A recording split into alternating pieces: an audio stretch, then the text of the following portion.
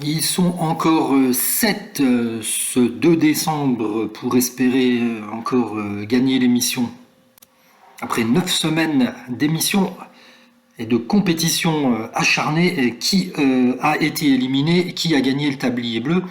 Eh bien, pour son manque d'audace et son manque de précision, manque d'imagination, c'est Jérémy qui quitte l'émission.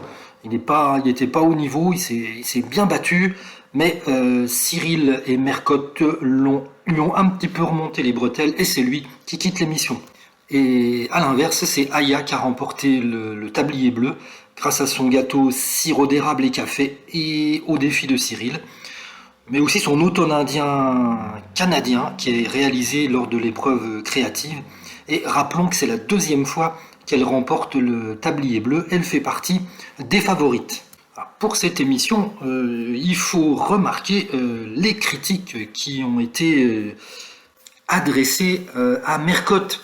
Il y a beaucoup de tweets qui s'adressent à elle et pas dans des termes très élogieux. On en trouve un vraiment Mercotte, elle est insupportable cette saison, toujours désagréable, aigrie, à dire j'aime pas alors que c'est un concours et que c'est le thème qui compte.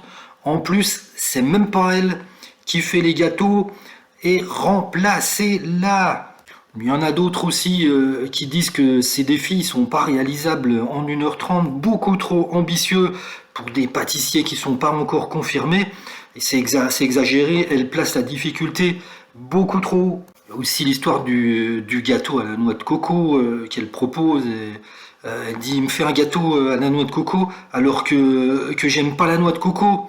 Bah oui, oui, t'aimes pas la noix de coco, mais le principal c'est que le gâteau il soit bon et qu'il plaise et qu'il soit dans le thème. C'est pas une émission qui est centrée sur Mercotte. Et une autre qui dit Mercotte, va falloir baisser d'un ton.